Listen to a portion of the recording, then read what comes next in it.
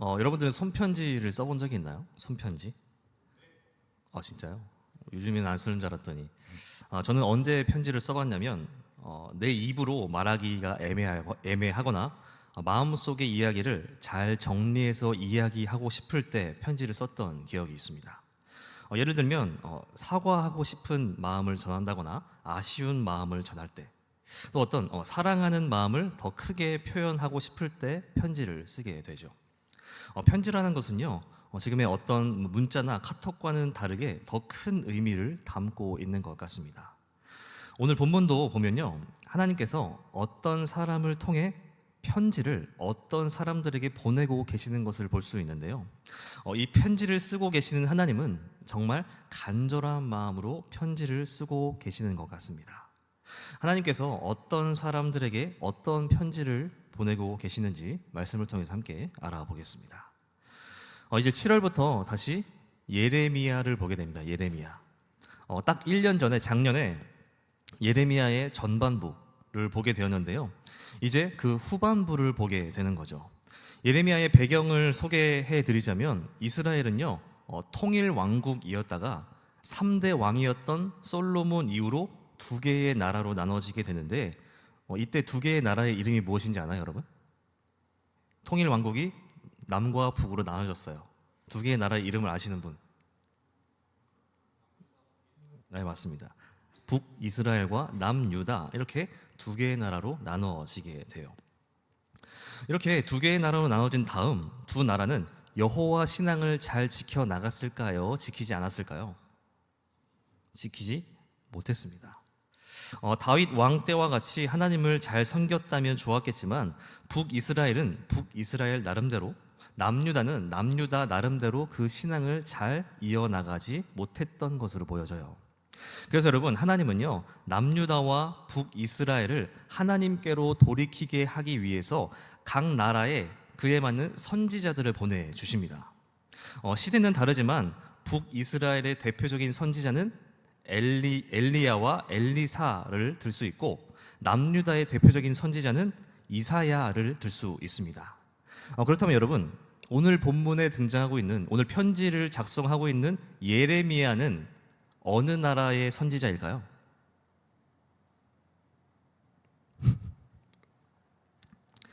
예레미야가 사역했던 시기는요, 이미 북이스라엘이 망한 뒤였습니다. 그러니까 예레미야가 어느 나라의 선지자예요?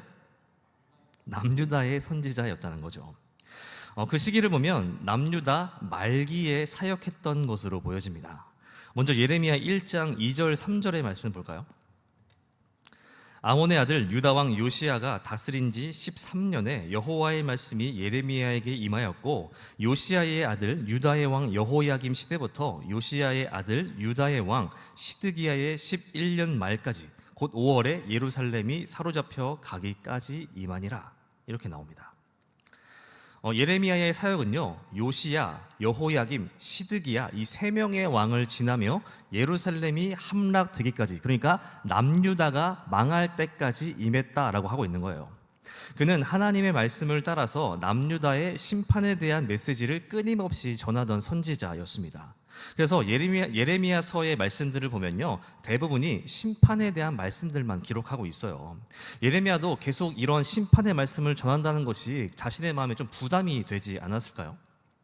그 가운데 오늘 본문은 지금까지 예레미야가 전했던 심판의 메시지와는 다른 내용의 메시지를 편지 형식으로 전달하고 있습니다. 먼저 오늘 본문 1절의 말씀 보겠습니다. 선지자 예레미야가 예루살렘에서 이 같은 편지를 느부갓네살이 예루살렘에서 바벨론으로 끌고 간 포로 중 남아있는 장로들과 제사장들과 선지자들과 모든 백성에게 보냈는데, 이렇게 시작합니다. 1절은 먼저 예레미야가 쓰고 있는 편지의 수신자가 누구인지 밝히고 있어요. 예레미야 당시에는 바벨론이 강성했던 시기였는데, 이때 바벨론의 왕이 느부갓네살 왕이었습니다. 어지러운 국제 정세 속에서 남유다는 바람 앞에 촛불과도 같은 인생이었어요. 나라였어요. 그래서 나라는 아직 망하지 않았지만, 남유다는 아직 망하지 않았지만 이미 남유다의 상당수의 백성들이 바벨론에 끌려가서 포로가 되어 있었던 상태였습니다. 예레미야는 이미 포로로 잡혀가 있었던 남유다의 지도자격인 사람들에게 편지를 쓰고 있다는 거예요. 근데 여러분, 같은 나라 안에 있는 포로들에게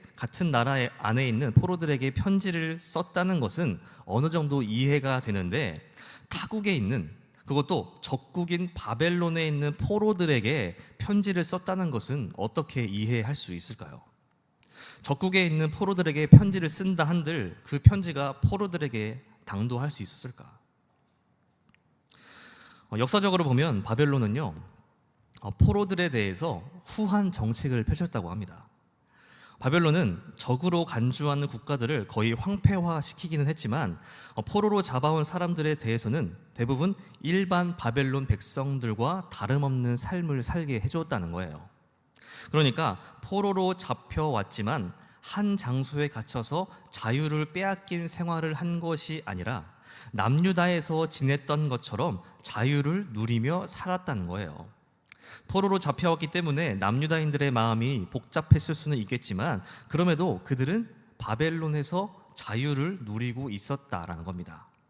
그렇게 바벨론에 살고 있었던 남유다의 장로, 제사장 등 모든 백성들에게 예레미야가 편지를 쓰고 있는 거죠. 그리고 그 편지를 어떻게 전달했는지도 기록하고 있습니다. 3절입니다. 유다의 왕 시드기야가 바벨론으로 보내어 바벨론의 왕 누부갓네살에게로 가게 한 사반의 아들 엘라사와 힐기야의 아들 그마랴 편으로 말하되. 자, 시드기야는 남유다의 마지막 왕입니다. 당시 남유다를 포함한 많은 나라들은요, 반바벨론파를 형성해서 바벨론을 상대하고 있었습니다. 그러나 그 반바벨론파는 바벨론에 의해 처참히 무너졌고, 그러한 과정 속에서 바벨론 왕은 남유다의 왕에게 충성을 맹세하라는 지시를 했던 것으로 보여져요. 그래서 남유다의 왕이었던 시드기야는요, 바벨론의 사신으로 엘라사와 그마랴라고 하는 사람을 보내게 되었는데, 이들이 예레미야와도 아주 긴밀한 사이였던 사람들인 것으로 보여져요. 그러다 보니까 예레미야는 이때를 놓치지 않고 자신이 작성한 편지를 이들에게 들려서 바벨론에 있는 남유다인 포로들에게 보내게 되었다는 거죠. 잘 따라하고 있나요, 여러분? 이해가 돼요? 4절입니다. 4절. 만군의 여호와 이스라엘의 하나님께서 예루살렘에서 바벨론으로 사로잡혀 가게 한 모든 포로에게 이와 같이 말씀하시니라.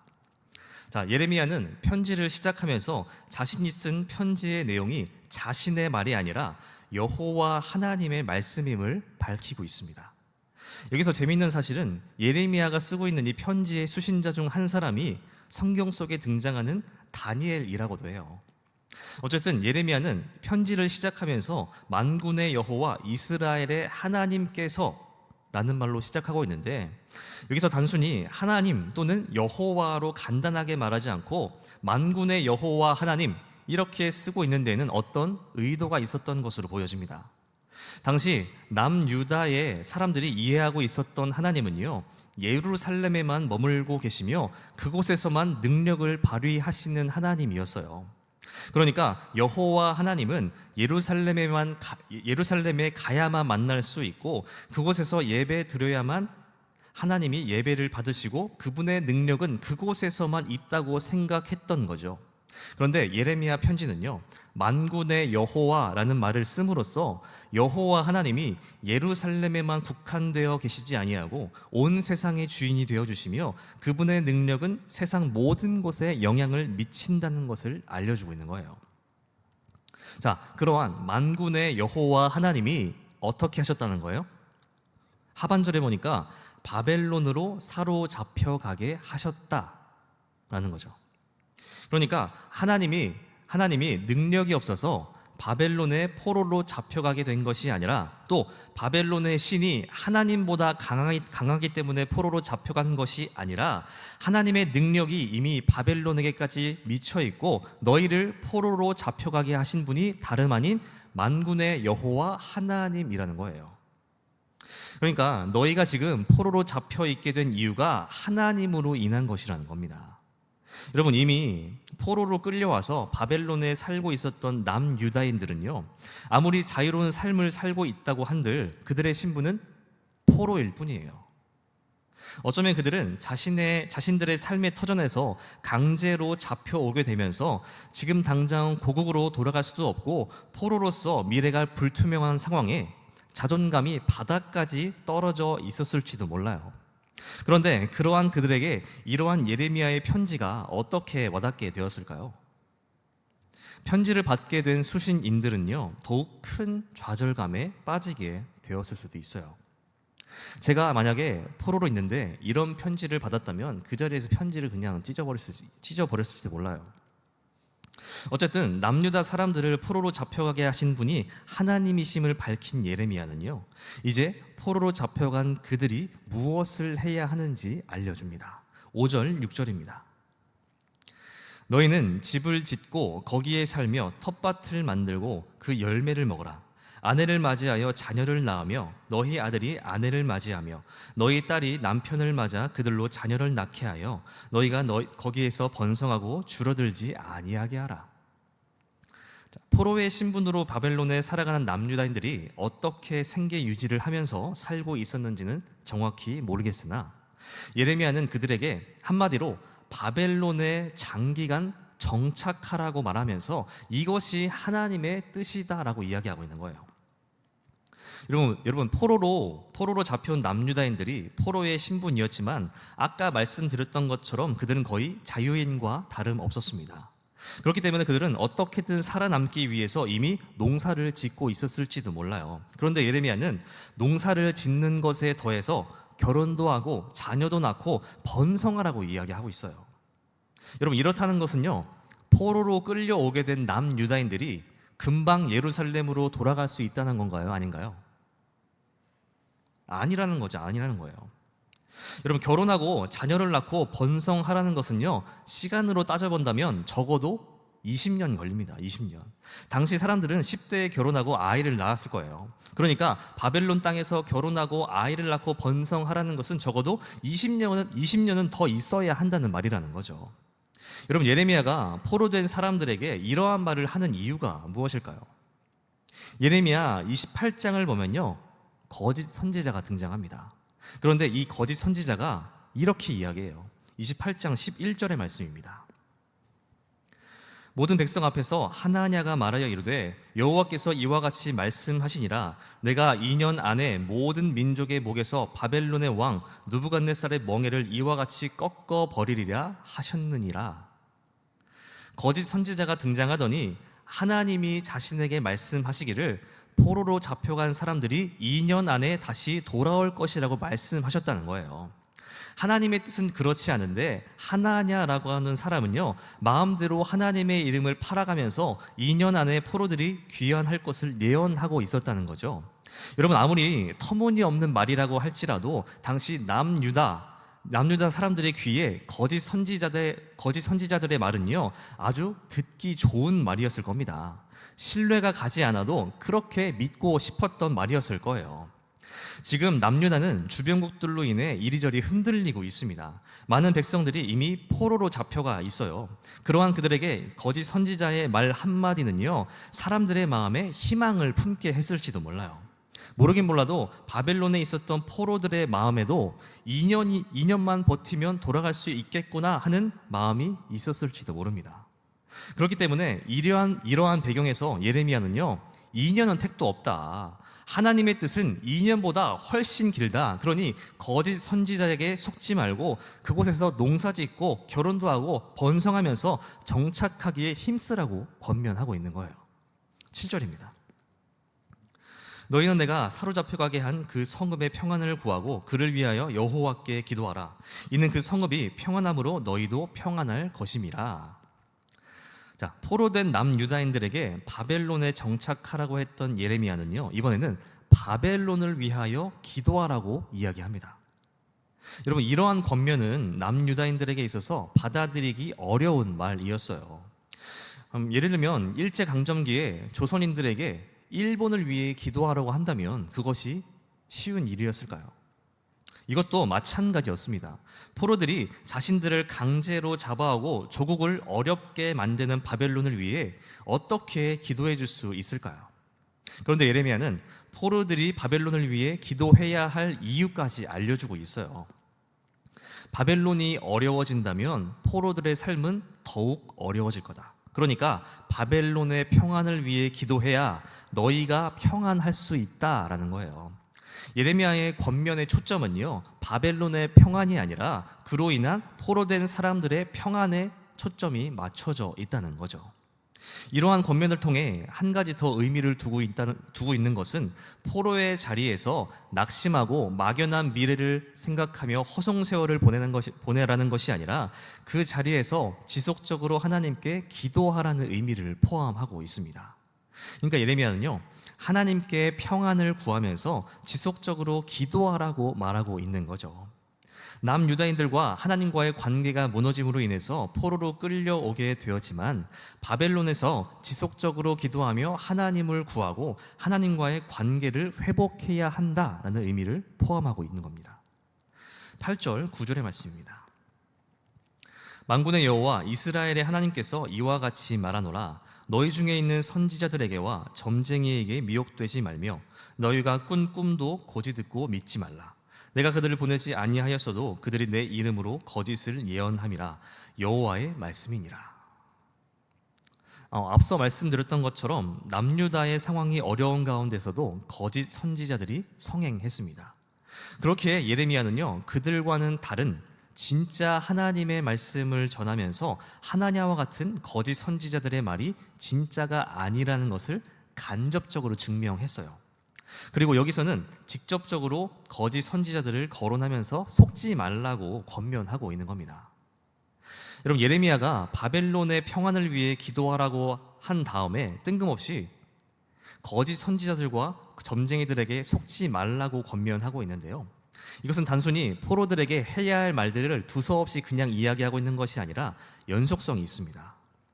여러분, 거짓 선지자들과 점쟁이들이 주로 하는 거짓 예언은요, 바벨론이 빠르게 망하게 되고 남유다인들이 2년 안에 돌아가게 된다는 말들이었어요. 사람들이 그 말을 믿고 신뢰한다면 바벨론을 위해 기도할 필요가 있을까요? 기도는커녕 농사도 짓지 않고 2년 뒤만 바라보면서 어영부영 2년을 보내다가 결국에는 실망했을 겁니다. 그러니까 예레미야는요, 그 말들에 속지 말고 좋은 꿈을 꾸어도 믿지 말고 바벨론이 망하는 것을 기다리는 것이 아니라 지금 당장 기도하고 하나님을 구하는 데 힘쓰라고 권면하고 있는 거예요. 자, 10절입니다.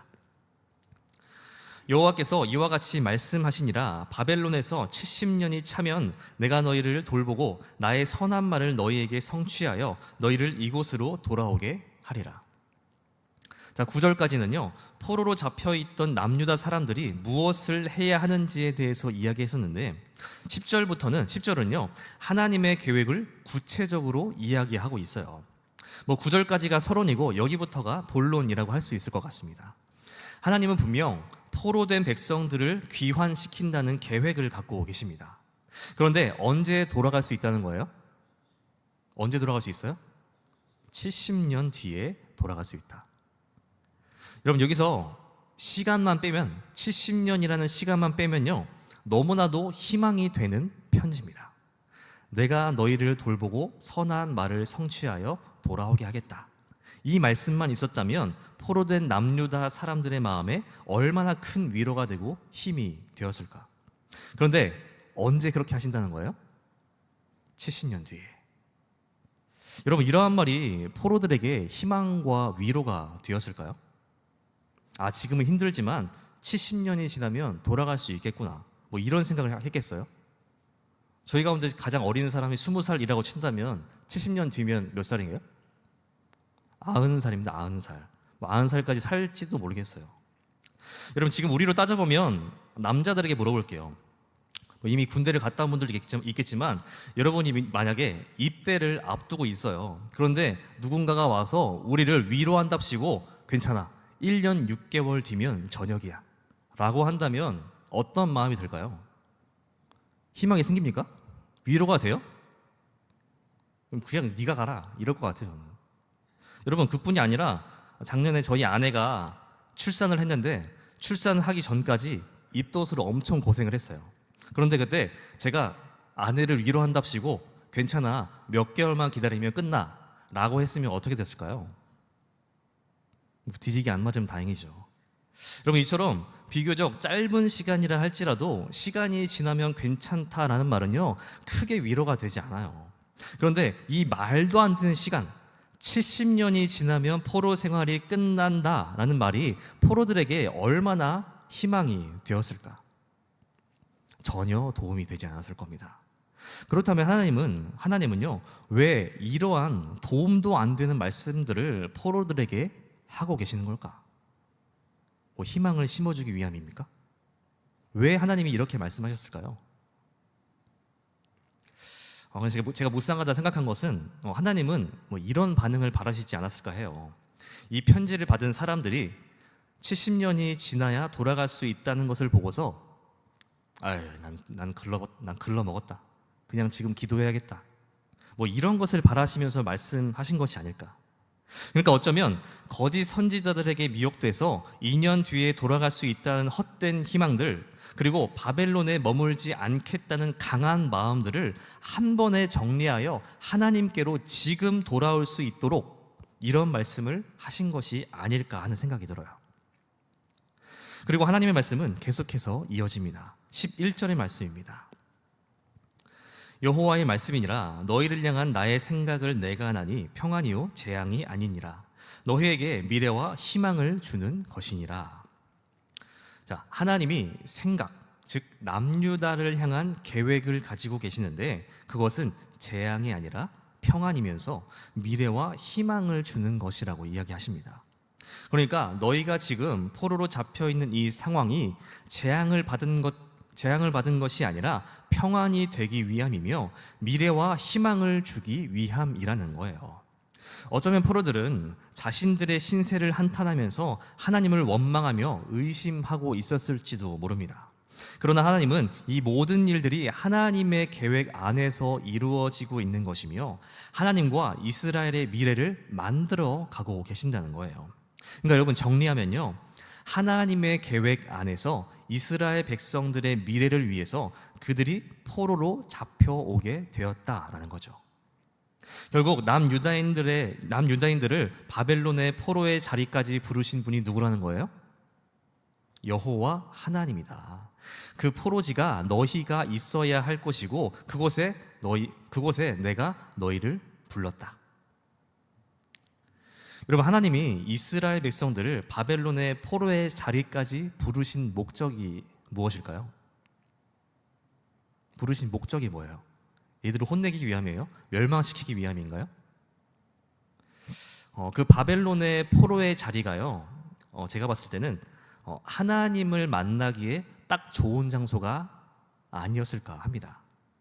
이들이 만약 아직 예루살렘에 있었다면 그들은 아직도 하나님을 거역하고 살아갔을지도 몰라요. 그러나 포로가 되고 나니까 하나님이 보이기 시작하고 하나님의 말씀이 들려오기 시작하고 하나님을 찾게 되는 거죠. 포로가 된 바벨론 이 자리가 하나님을 만나기에 딱 좋은 자리였던 겁니다.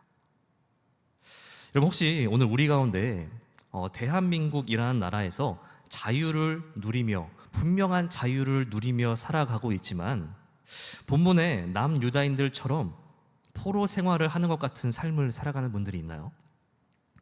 그것은 다양할 수 있습니다. 누군가에게는 가정이 포로지와 같을 수 있어요. 저는 아닙니다. 또 누군가에게는 직장, 학교, 또 어떤 관계 안에서 포로지와 같이 살아가고 있는 분들이 있을지도 몰라요.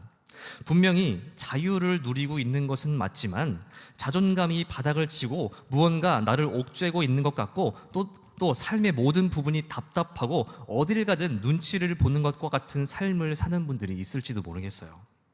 여러분, 하나님이 여러분의 삶을 그곳까지 인도하셨다고는 말하기 어렵겠지만 여러분들이 지금 있는 그곳이요, 하나님을 만나기 딱 좋은 곳이 아닐까요? 사역자들 사이에서 그런 이야기가 있습니다. 사역을 하지 않으면 이 사람은 하나님을 떠날 것 같아서 하나님이 사역자로 세워두셨다. 어쩌면 저에게는요, 사역자라는 이 자리가 무엇을 한다기보다 하나님을 만나기 딱 좋은 자리이기에 하나님이 이 자리까지 부르신지도 모르겠어요. 여러분, 이처럼 하나님이 여러분들이 있는 그 삶의 자리에 부르신 이유는요, 다른 건 모르겠어요. 그냥 하나님을 만나기에 딱 좋은 자리이기 때문이라는 겁니다. 그렇다면 그 하나님을 만나기에 딱 좋은 자리에서 우리는 어떻게 해야 할까요? 마지막 12절에서 14절의 말씀을 함께 읽도록 하겠습니다. 잘 띄워주세요. 시작. 너희가 내게 부르짖으며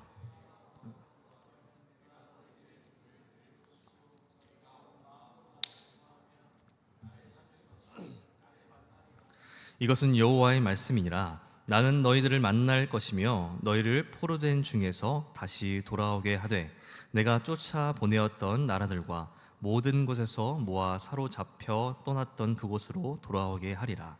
이것은 여호와의 말씀이니라.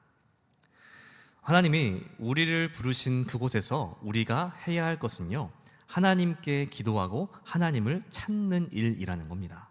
그렇게 할 때 우리가 어디서 어떤 일을 하고 어떤 생각, 어떤 마음을 가지고 있다 할지라도 우리의 삶을 주관하시는 하나님이 우리와 함께 하시며 우리를 회복시켜 줄 것이다 라는 거죠. 결국 여러분, 오늘 본문은요, 우리가 어느 자리에서 어떤 마음으로 또 무엇을 하든지 간에 어떤 상황 가운데 있든지 간에 하나님은 우리를 만나주시고 우리와 함께 해주시는 하나님이시라는 거예요. 바벨론에 잡혀오게 된 남유다의 포로들은 이러한 예레미야의 편지를 통해서 그 마음에 희망과 위로가 생기지 않았을까? 여러분, 성경을 보면요, 수많은 사람들이 말도 안 되는 상황 속에서 하나님을 만난 것을 발견할 수 있습니다. 하나님은 광야에 있었던 아브라함을 찾아가셨고 또 거렁뱅이와 같은 삶을 살던 야곱을 만나 주셨어요. 또 우리가 사도행전에서 본 바와 같이 심지어 그리스도인들을 잡으러 가는 바울을 하나님은 친히 찾아가셔서 만나 주셨습니다. 그러한 정말 말도 안 되는 상황 속에 있는 그 사람들이 하나님을 만나게 되었다면 오늘 우리는 어떨까? 여러분, 오늘 우리가 있는 그 자리가 하나님을 만나기에 딱 좋은 자리임을 알기를 바랍니다. 어쩌면 우리가 우리의 자리에서 하나님을 만나지 못하는 이유는 하나님을 찾지 않기 때문일지도 몰라요. 저와 여러분이 우리에게 있는 자유를 누리면서 그 자유로서 하나님을 구하며 찾을 수 있기를 바랍니다. 우리가 그렇게 우리의 자리에서 하나님을 찾을 때에 이미 우리 가운데 임재해 계신 하나님을 만날 수 있게 되는 것이 아닌가. 이번 한 주 저와 여러분이 우리의 삶의 자리에 임재해 계신 하나님을 찾게 되고 또 만날 수 있게 되기를 바랍니다. 우리가 그러한 삶으로 하나님을 만날 때에 우리의 포로지와 같은 인생 또 삶이 하나님의 나라가 되어갈 수 있지 않을까. 우리가 이러한 마음으로 하나님을 만나기 딱 좋은 자리에서 하나님을 찾고 하나님을 만나 위로와 희망을 얻어 참된 그리스도인, 성장하는 그리스도인의 삶을 살아가는 저와 여러분들 될 수 있게 되기를 바랍니다. 함께 기도하겠습니다.